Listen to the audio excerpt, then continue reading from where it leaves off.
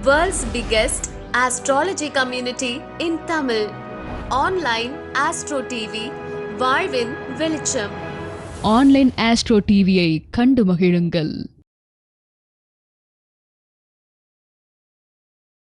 அடுத்த பேச்சாளராக காலையிலேருந்து ஆளாக கிட்டத்தட்ட ஒரு 7 மணிக்கே ஐயா வந்துட்டார். ஸோ எனக்காக என்னுடைய வார்த்தைக்காக இன்னும் இருந்து கடைசியாக பேசிக்கலாம் அப்படின்னு சொல்லி வெயிட் பண்ணிகிட்டு இருக்கிறாரு. உயர் அவர் பேருக்கு தான் வாஸ்து ஈஸ்வரன், பட் அவருக்கு தெரியாத விஷயங்களே இல்லை. அந்தளவுக்கு ரொம்ப நுணுக்கமாக நவாம்சங்களை வைத்து அதிகமாக பலன் சொல்லக்கூடிய அமைப்பில் பேசக்கூடிய நபர் என் அன்புக்குரிய அண்ணன் உயர் வாஸ்து ஈஸ்வரன். நவாம்சம் மட்டுமே வைத்து பலன் சொல்லக்கூடிய முறைகளை விளக்க வருமாறு அன்புடன் கேட்டுக்கொள்கிறோம். நிறைபொருளாய் இருக்கின்ற இருக்கீங்க பரம்பொருளின் கருணையினாலே தோன்றிய உயிர்களெல்லாம் வாழ்க வளமுடன். 5ஆம் ஆண்டு 50வது கருத்தரங்கை 5 நாட்கள் ஜோதிட விழாவாக குடும்ப விழாவாக கொண்டாடி கொண்டிருக்கின்ற அருமை தம்பி மணிகண்டராஜன் உள்ளிட்ட அவர்தம் குழுவினர் அனைவரையும் வாழ்த்தி வணங்கி, எனக்கு முன்னாலே காலையிலிருந்து பேசி சென்ற சான்றோர் பெருமக்கள் அனைவருக்கும், இப்பொழுது மேடையிலே வீற்றிருக்கின்ற நண்பர்கள் அனைவருக்கும், எதிரிலே அமர்ந்திருக்கின்ற நண்பர்கள் அனைவருக்கும் வாழ்த்தையும் வணக்கத்தையும் நன்றியும் கூறி, இந்த நிகழ்வை உலகெங்கும் கொண்டு சென்று நம்மையெல்லாம் உலகத்தோர் அனைவருக்கும் அறிமுகப்படுத்தி கொண்டிருக்கின்ற பாண்டிய நாட்டின் முத்து திரு முத்துப்பாண்டி அவர்களே, உங்களைத்தான் மிக மிக நாங்கள் பாராட்டி ஆகணும். நாங்கள்லாம் இந்த மண்டபத்தில் மட்டும் விளம்பரமாகலை, உலகம் பூரா விளம்பரம் ஆகிட்டு இருக்கிறோம். அற்புதமான இந்த நிகழ்வை நடத்தி கண்டு கழித்து கொண்டிருக்கின்ற உங்கள் அனைவருக்கும், இந்த யூடியூப்பின் வாயிலாக பார்த்து கொண்டிருக்கின்ற உங்கள் அனைவருக்கும் நன்றியையும் வாழ்த்தையும் வணக்கத்தை தெரிவித்துக் கொள்கிறேன். நவாம்சம் பற்றி பலன் எடுப்பது பற்றி பேசுங்கன்னு சொன்னார். காலையிலேருந்து வந்து பேசின பொன்னையாசாமி உள்பட எல்லாருமே நவாம்சம் தான் பேசினாங்க. இது வரைக்கும் பல மேடைகளில் வந்து நவாம்சம் பற்றி பலமாக பேசலை. இன்றைக்கு பேசுகிற எல்லாருமே நவாம்சம் தொடாமல் பேசலை, எல்லாருமே நவாம்சம் தொட்டே தான் பேசினாங்க. எப்படிங்க நாம் ஏதாவது பேசுறதுக்கு அந்த ஒரு பாயிண்ட் மிச்சம் விடுவாங்களான்னு பார்த்தா விடலை. எல்லாரும் வந்தவங்களாம் நவாம்சம் தொட்டே பேசிட்டாங்க. ஆனால் இந்த அளவிற்கு இந்த நவாம்சம் வளர்ந்திருக்கிறது என்பதை நான் மிக கண்டு மகிழ்கிறேன், பாராட்டுகிறேன்.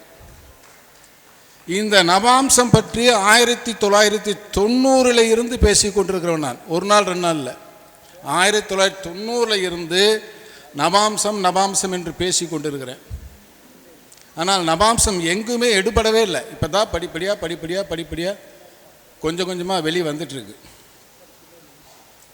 எல்லோருக்கும் ஜாதகத்தில் இருக்கின்ற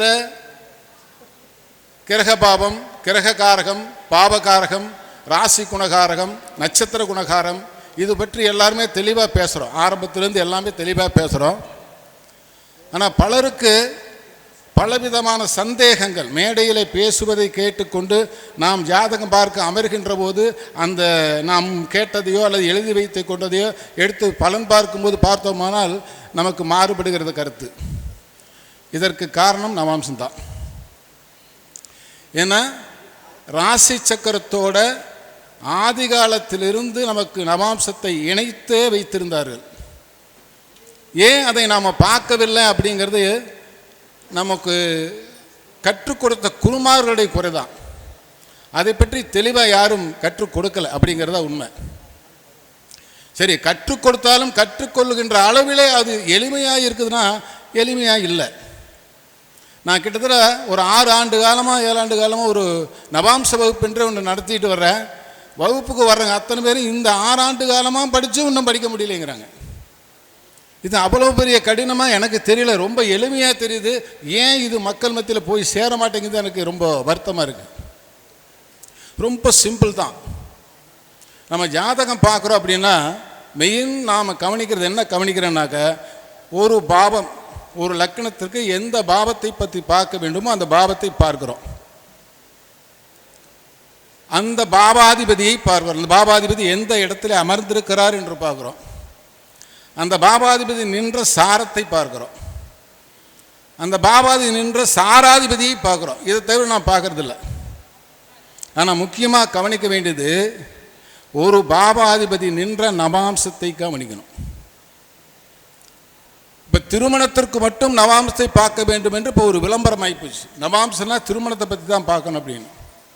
12 பாவங்களுக்கு நவாம்சம் தான் முக்கியம். இன்றைக்கு வரைக்கும் நவாம்சத்தை நாம் எந்த அளவு பார்த்து கொண்டு இருக்கின்றோம் என்றால் ஒரு 10% கூட பார்க்கவில்லை. இன்னைக்கு காலையில் மேடையில் பேசிய பெரும் சாம்பவான் உள்பட என்னுடைய கருத்து தான்.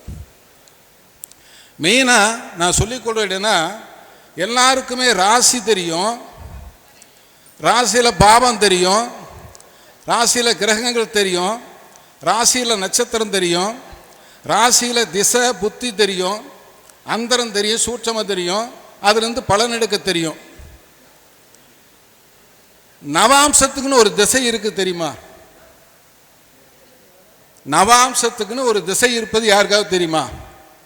ராசியை நட்சத்திர அடிப்படையில் வைத்து கொண்டு திசாபுத்தி எடுப்பது போல நவாம்சத்துக்கும் அதே நட்சத்திர அடிப்படையில் வச்சு திசாபுத்தி எடுக்க வேண்டிய ஒரு தத்துவம் இருக்குது. இது யாருக்கு தெரியுமா? யாரோ தெரிஞ்சவங்க யாராவது இருந்தால் கை தூக்கும் பார்க்கலாம். நீங்கள் கை தூக்கலினாலும் உங்களுக்கு தெரியாதுனால உங்களுக்கெல்லாம் தெரியும். தெரியுங்கிறத நான் சொல்ல வரேன். தெரியாதுன்னு நீங்கள் சொல்ல முடியாது. அந்த திசைக்கு பேரே நவாம்ச திசை என்று தான் பேர். பாதி தெரிஞ்சிருப்பீங்க. அந்த திசைக்கு பேர் நவாங்கிச திசை என்று பேர். நவாங்கிசம் என்ற ஒரு சக்கரத்தை ஆதிகாலம் தொட்டு நம்ம முன்னோர்கள் எழுதிட்டு வந்திருக்காங்க. நவாம்ச திசை, நவாங்கிச திசை, அங்கிச திசை என்று அதற்கு பேர். இப்போ எல்லாத்துக்கும் புரிய நினைக்கிற, கிட்டத்தட்ட வந்துட்டேன்னு நினைக்கிற, அதை காலச்சக்கர திசை என்று சொல்வார்கள். இப்போ எல்லாத்துக்கும் தெரியும் நினைக்கிற, இனி தெரியாதுன்னு சொல்ல மாட்டேங்க. இப்போ நவாம்ச திசைனா குழப்பம், ஆனால் காலச்சக்கர திசைனா எளிமை. காலச்சக்கர திசையை ஆதி காலம் தொட்டு எந்த பஞ்சாங்கத்திலாவது இல்லாமல் இருக்கிறதா? ஆனால் கவனித்தோமா? அதை பயன்படுத்தினோமா? இல்லை. இது பற்றி ஒரு முறை சபரி பஞ்சாங்கம் சரி சதாசிவம் பேசும்போது, இது கொஞ்சம் குழப்பமாக தான் மற்ற அதாவது வாசன் இதெல்லாம் போட்டிருக்கு அப்படின்னு சொல்லி நீங்கள் கொஞ்சம் தெளிவாக கொடுங்க அப்படின்னு சொல்லி அவர்கிட்ட சொல்ல முடியும். அவர் தான் கடந்த ஒரு 10-12 ஆண்டுகளுக்கு முன்னாடி இந்த திசையை அவருடைய பஞ்சாங்கத்தில் புகுத்தினார். நான் கேட்டுக்கொண்டதற்கு இணங்க, நவாம்ச திசை என்பது, உடு திசை என்பது நமக்கு ஜாதகத்தில் ராசி அடிப்படையில் வரக்கூடியது. 9 நட்சத்திரத்தை வைத்து 9 கிரகத்துக்கு உண்டான திசை 9 திசை வச்சுக்கிறோம் இல்லையா? ஆனால் நவாம்சத்தில் அப்படி இல்லை. 24 திசை இருக்கு மொத்தமாக. இதில் 9 திசை தான், அதில் 24 திசை இருக்கு.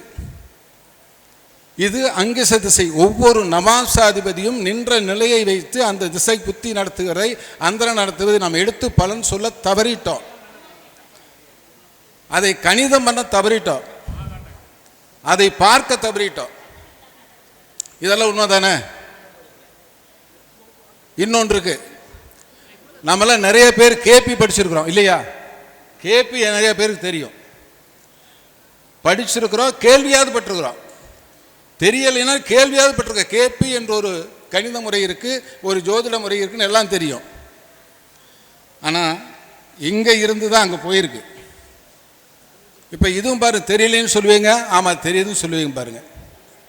கேபியில் சொல்லக்கூடியது எடுத்தோன்னே சைன் லார்டு அப்படிம்பாங்க. சைன் லார்டுன்னா நமக்கு தெரியாது, அது ஏதோ இங்கிலீஷில் வார்த்தை இருக்குது, தெரியாது. ஆனால் அதே நம்ம ராசிநாதன் சொன்னால் தெரியும். ஒரு ராசிநாதன் தானே சைன் லார்டு சொல்கிறாங்க. ராசிநாதனை தானே சைன் லார்டு சொல்கிறாங்க. ராசி அதிபதி சைன் லார்டுன்னு சொல்கிறாங்க. ஸ்டார் லார்டு அது ஆங்கிலத்தில் இருக்கு, தெரியாது. ஆனால் நட்சத்திராதிபதினா நம்ம எல்லாத்துக்கும் தெரியும். நட்சத்திராதிபதி தானே. சப்லாடு உப நட்சத்திராதிபதி, அதாவது ஒரு நட்சத்திரத்தை 9ஆக பகிர்ந்து வருகின்ற ஒரு பங்குக்கு ஒரு சொல், நமக்கு அதை புத்திநாதன் என்கிறோம். புத்திநாதன் என்கிற திசாநாதன், புத்திநாதன், ராசிநாதன் என்ற அடிப்படையில் அதை கொஞ்சம் வேறு கோணத்திலே பார்க்கப்படுவதுதான் கேபி சிஸ்டம். ஆனால் அது பிரசன்ன மார்க்கத்துக்கு மட்டுமே பயன்படுத்தி கொண்டு வந்தப்பட்டது. இப்போது பலன் சொல்கிறதுக்கு எடுத்திருக்காங்க. ஆனால் நமக்கு இதே ராசி கட்டத்தில் நவாம்சம் பார்க்குறோம் இல்லையா, இந்த நவாம்சத்தையே நவாம்சம் என்று சொல்வது தான் இந்த நவாம்ச திசை. ஒரு நவாம்சத்தை நவாம்சம் என்பது தான் நவாம்ச திசை புத்தி அந்தரம் இதில் வருது. இது கேபியை விட மிக துல்லியமாக சொல்லக்கூடியது. ஒரு நட்சத்திரத்தை அவங்க 9ஆக பிரித்தாங்க, நாம் ஒரு ராசியை 9ஆக பிரிச்சுக்கிறோம், அவ்வளோ வித்தியாசம். ஒரு ராசியை 9 பங்கீடு செய்தால் நவாம்சம், ஒரு நட்சத்திரத்தை 9 பங்கீடு செய்தால் சப்லாடு. ஆனால் அதே நவநாமசம் என்பது ஒரு நட்சத்திரத்தை அல்லது ஒரு ராசியை 81 பங்காக பிரிப்பது தான் நவநவாம்சம். இப்போ பாருங்க, கேபியை விட நம்ம மீறிட்டோமா? ஆனால் இது இங்கே இல்லை, இங்கே தான் இருக்குது. இது இப்போ இல்லை, எப்போவுமே இருக்குது. நாம் இப்போ கவனிக்கலையா? எப்போவுமே கவனிக்கலை. ஒரு ராசியை 81 பங்காக பிரித்து பார்ப்பது தான் நவநவாம்சம். அப்போ ஒரு ராசி மண்டலத்தில் மொத்தமாக நம்ம பிரித்து பார்த்தால் எத்தனை இருக்கு? 972 பதில்கள் சொல்ல முடியும். 972 பலன்களை நாம் நவநவாம்சத்திலே சொல்ல முடியும். ஆனால் அதனுடைய கணித முறைகள் வேறு. ஏன்னா நமக்கு உடுதிசை என்பது 120 என்கின்ற பரமாயிலை வைத்துக்கொண்டு பிரித்து விடுவோம். ஆனால் அதில் 120 என்று பரமாயில் வராது, 4 விதமான பரமாயில் வரும். 100 ஆண்டுகள் வரும், 86 ஆண்டுகள் வரும், 85 ஆண்டுகள் வரும், 83 ஆண்டுகள் வரும். அதில் வலபோடு என்றும் இடபோடு என்றும் பிரித்து வரும். அதில் கதிபேதங்கள் நிறைய இருக்கு. அந்த திசையில் கதிபேதங்கள் நிறைய இருக்கு. இந்த கதிபேதங்களை எல்லாம் எடுத்து பலன் கண்டுபிடித்து பலன் சொல்வது என்பது மிக மிக மிக மிக கடினமாக தெரிகிறது சிலருக்கு. ஏன்னா அது பற்றிய ஆய்வோ, அது பற்றிய அனுபவங்களோ, அது பற்றிய கருத்துக்களோ வெளிப்படவில்லை என்பதுதான் முக்கியம். எல்லோருக்கிட்டையும் அறிவு இருக்குது, அறிவில்லாதல யாருமே கிடையாது. ஆனால் அதை அனுபவமாக்கி யாரும் கொடுக்கவில்லைங்கிறது அங்கே பிரச்சனையே. அதை நாம் கொடுக்க ஆரம்பித்து விட்டால் இந்த ஜோதிடம் என்கிற நிலை எங்கேயோ போய் நிற்கும். இப்போ ஒரு காலத்தில், கிட்டத்தட்ட ஒரு 17ஆம் நூற்றாண்டு காலத்தில் விளக்கு தலையெல்லாம் எரின்னு சொன்னான். யாருமே நம்பலை. எப்படி எண்ணெய் தலையெல்லாம் எரியும் அப்படின்னு கேட்டான். அது ஒரு கட்டத்தில் இன்னைக்கு பல்பாக எரியுது. ஆனால் அன்னைக்கு அதை சொன்னால் இவன் பகுத்தறிவுவாதியான்னு கேட்டிருப்பான். பகுத்தறிவு என்ன? பகுத்தறிவில் பார்க்குற நீ எங்கே முட்டாள்தனமாக பேசுகிறேம்மா. உலகம் தட்டையானதுன்னு சொல்கிறது கூட உருண்டைன்னு நம்ம தான் சொன்னோம், இந்து மதம் தான் சொல்லிச்சு. பன்றி ரூபத்தில் உலகத்தை உருண்டையாக எடுத்து காட்டியது நம்ம மதம்தான். இது இன்றைக்கு நேற்று தோன்றியதல்ல. ஆனால் அதை நாம் சொன்னால் சங்கி. ஒரு காலகட்டத்தில் நாம் சினிமா பார்த்துருப்போம், பழைய படங்கள்லாம் பார்த்துருப்போம். ஒரு கண்ணாடி வச்சுட்டு உள்ளதை உள்ளபடி காட்டும் மாய கண்ணாடி அவர்களே, என் கணவன் இப்போது எங்கே இருக்கின்றான் அப்படி தெளிவாக காட்டுங்களால் அப்படி வரும். ஆனால் 1900க்கு முன்னாடி இந்த கருத்து உண்மை என்று சொன்னால் நம்ப வைப்பாங்களா? இவன் டுபாக்கு ஒரு நாடகம் சினிமாம்பான். ஆனால் இன்றைக்கி மெட்ராஸில் நடக்கிறத, டெல்லியில் நடக்கிறத, அமெரிக்காவில் நடக்கிறத, சந்திரமண்டல் நடக்க கூட இங்கிருந்து அந்த கண்ணாடியில் பார்க்கலாம் இல்லையா? ஒரு காலத்தில் கிருஷ்ண பரமாத்மா கூட்டம்னா பாஞ்சாலிக்கு சேலை கொடுத்தார் என்பதை நாம் நம்பவில்லை. இன்றைக்கு வரைக்கும் கூட ஒரு நாள் அதுவும் நடக்கும். பகுத்தறிவு என்பது இருப்பதை கொண்டு ஆய்வதல்ல. இருப்பதை கொண்டு ஆய்கிறவன் பகுத்தறிவான அல்ல. இல்லை என்று சொல்வதற்கு ஒரு அறிவு போதும். நான் பார்க்கல, நான் கேட்கல. உனக்கு மெட்ராஸ் தெரியுமா? தெரியாது, நான் போகவே இல்லை. நீ சினிமாவுக்கு போன இந்த படத்துக்கு நான் போகலை, தெரியாது.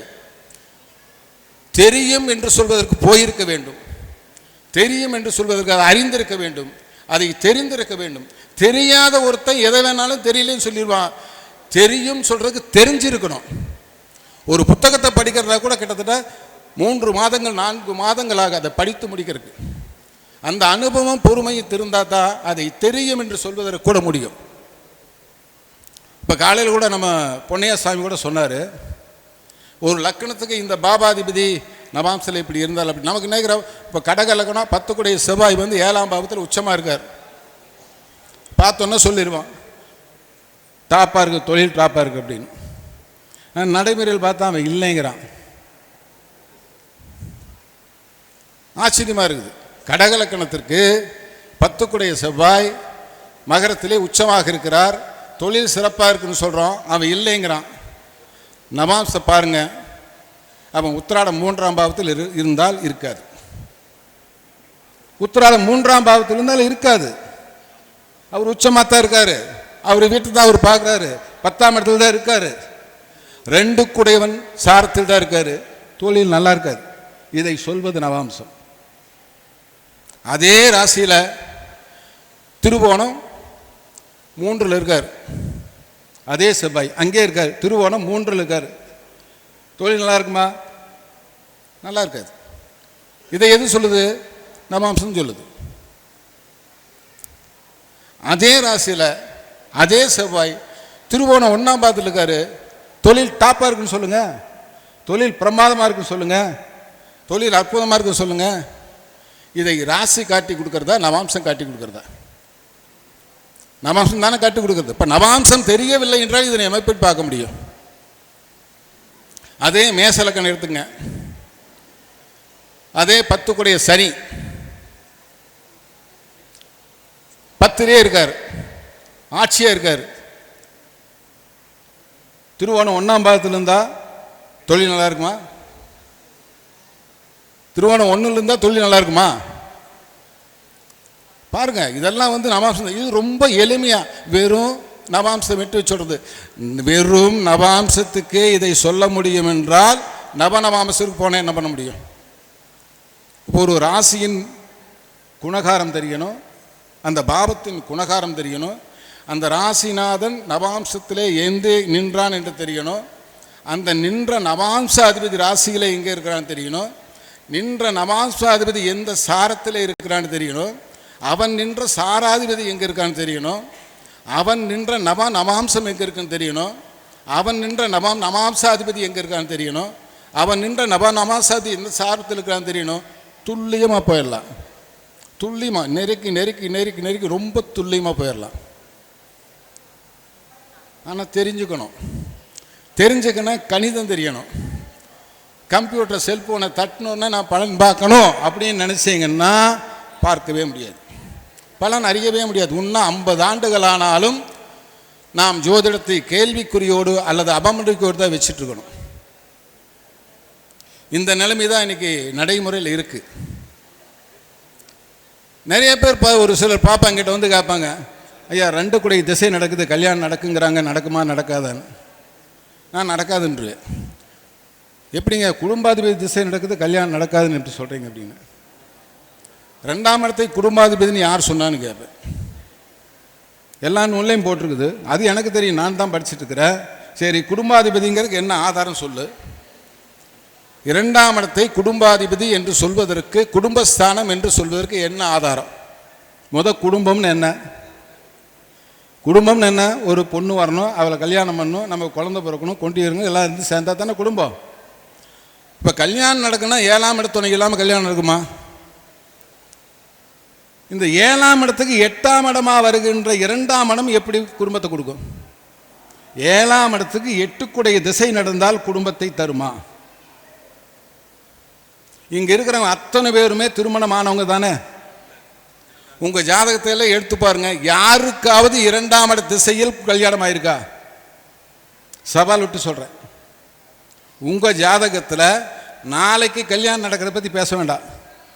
நேற்றுக்கு போன வருஷம் 5 வருஷம் 10 வருஷம் முன்னாடி கல்யாணம் நீங்கள் பண்ணிட்டீங்க இல்லையா? அந்த கல்யாணம் எந்த திசாபுத்தியில் நடந்து பாருங்க, அது 2ஆம் இட திசையில் நடந்ததால் நீங்கள் சொல்கிறத நான் ஒத்துக்கிறேன்.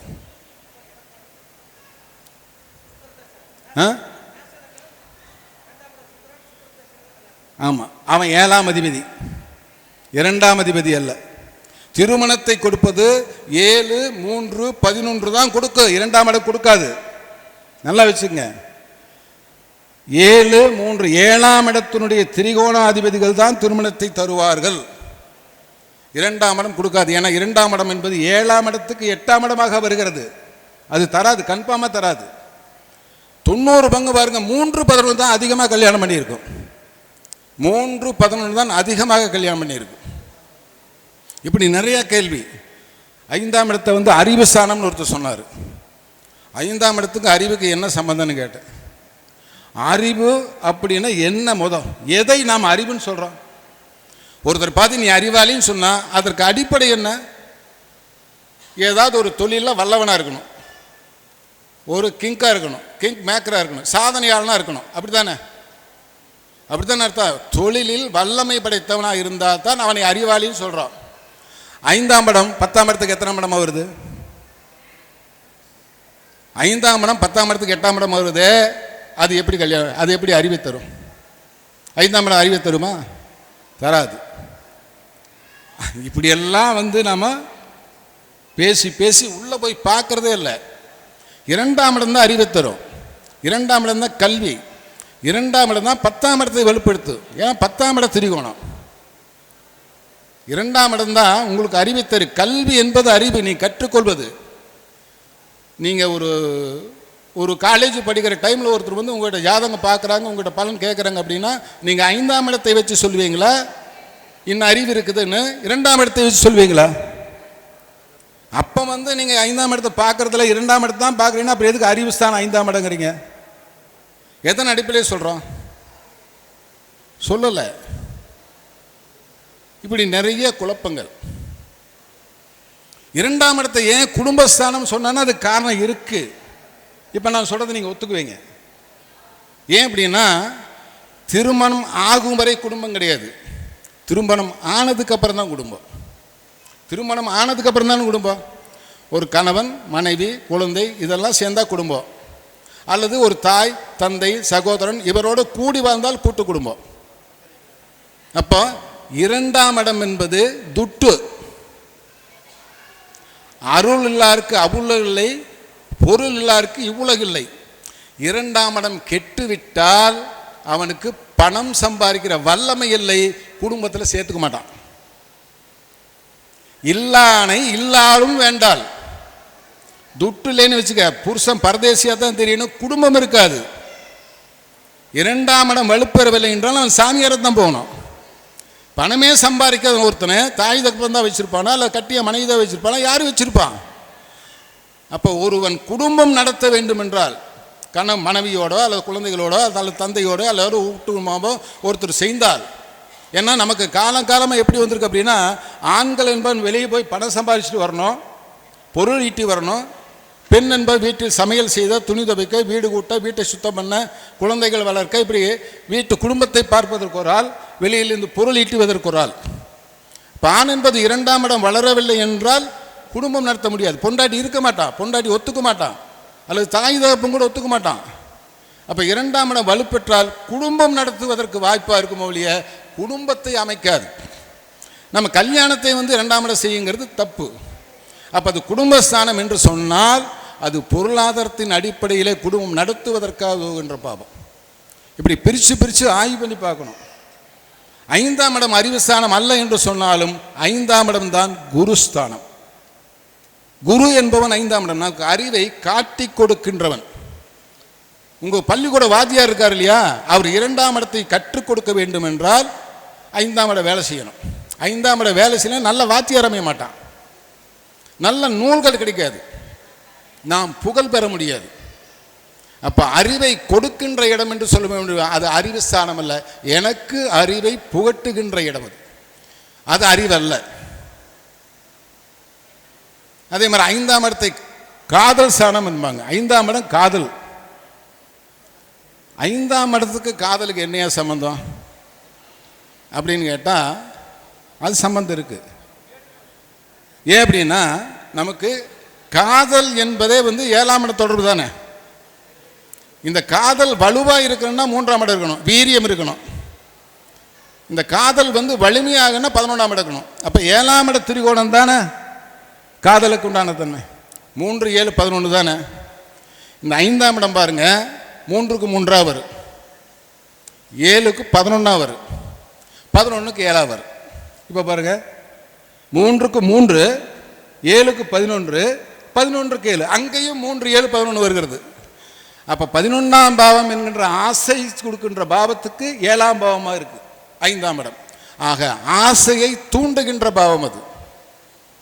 காதல் என்கின்ற ஆசையை தூண்டுகின்ற பாவம்.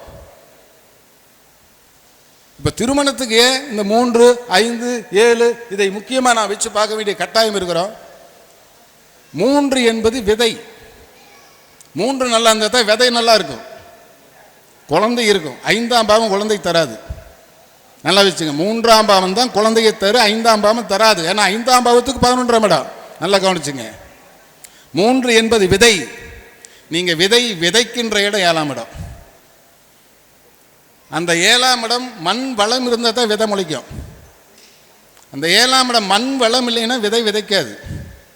அப்போ உங்க விதை என்பது 3, நீங்கள் விதைக்கின்ற இடம் 7, விதைத்ததை அறுவடை செய்கின்ற இடம் 5.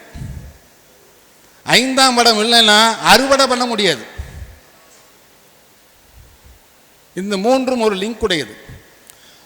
5ஆம் பாவம் 7ஆம் பாவத்துக்கு 11, 3க்கு 3. இவைகளெல்லாம் நாம ராசி சக்கரம் மட்டும் பார்க்கக்கூடாது, இத்தனையும் நவாம்ச சக்கரத்தில் பார்க்கணும். இந்த நவாம்ச சக்கரத்திலே நவாம்சம் பார்க்க தெரியணும். இப்போ இரட்டை குழந்தை பிறகுது. ஒரு நவாம்ச லக்கினம் என்பது 50 வினாடிகளிலிருந்து 1 நிமிடம் 25 வினாடி வரைக்கும் ஒரு லக்கணம் இருக்கும். ஒரு லக்கணம் காலம் சராசரி நமக்கு ராசி சக்கர லக்கணம் 2 மணி நேரம் என்று வைத்துக்கொண்டால், நவாம்ச லக்கணம் 10லிருந்து 14 நிமிடங்கள். நவாம்சம் என்பது 50 செகண்டிலிருந்து 1 நிமிடம் 25 செகண்டுக்குள்ள முடிஞ்சிடும். இப்போ அந்த நவாம்சத்தை எடுத்துக்கிட்டா தான் இரட்டை குழந்தைகளுக்கு நீங்கள் பலன் சொல்ல முடியும். ஒரு நிமிடத்தில் 2 குழந்தைகள் பிறக்காது, ஒரே நிமிடத்தில் பிறக்காது. ஒரு இரட்டை குழந்தைக்கு நீங்கள் பலன் சொல்லணும்னா நவாம்சம் இல்லாமல் சொல்லிவிட முடியாது. கலைகளை எடுத்துக்கிட்டீங்கன்னா வெறும் 22 கலை தான். ஒரு லக்கணத்துக்கு 22 கலை. மணிக்கணக்கில் எடுத்துக்கிட்டிங்கன்னா கிட்டத்தட்ட 50 செகண்ட்லேருந்து 1 நிமிடம் 25 செகண்டுக்குள்ளே அந்த லக்கணம் முடிஞ்சு போயிடும். இப்போ நவாம்சங்கிறது எவ்வளவு துல்லியமானது என்று பாருங்க. ஆக இப்படி சுவிட்ச் ஆஃப் பண்ணுறாங்க. இப்படி நாம் பலன்களை பிரித்து பிரித்து துல்லியமாக பார்ப்பதற்கு கேபியை விட மிக சிறந்தது நவாம்சம். கேபியை விட மிக சிறந்தது நவாம்சம். உடு திசையை விட மிக சிறந்தது காலச்சக்கர திசை. இந்த காலச்சக்கர திசை பஞ்சாங்கத்திலே காலம் காலமாக இருக்கிறது. நாம் கண்டுகொள்ளாமலே இருக்கின்றோம். அதை கண்டுகொள்ளாதவரை ஜோதிடம் காம்பவுண்டுக்கு வெளியே நிற்கும். அது காம்பவுண்டுக்கு உள்ளே வரணும், அது நமக்குள்ளே வரணும். நாம் அதை பயன்படுத்தினா பாரம்பரியத்து போய் பாரம்பரியத்தில் இருக்கிற அடிப்படை விதையாவது பார்ப்போம். நம்ம இன்னும் வேண்டாம், இந்த 20 சக்கரமெல்லாம் போக வேண்டாம், வெறும் நவாம்சம் மட்டும் கடந்து பாருங்கள். துல்லியமாக தெரியும். வாய்ப்பளித்தமைக்கு இதுவரை கேட்டுக்கொண்டிருந்த உங்களுக்கும் நன்றியை கூறி விடைபெறுகிறேன். நன்றி, வணக்கம். ஐயா அவர்கள் காலையிலேருந்து இவ்வளோ பொறுமையாக இருந்ததுனால தான் இவ்வளோ நேரம் பேச முடிந்தது. ஸோ இன்னும் 2 பெரிய பேச்சாளர்கள் இருக்காங்க. ஸோ அவர்களுக்கு முன்னாடி நமது ஐயாவுக்கான ஒரு காணொளி.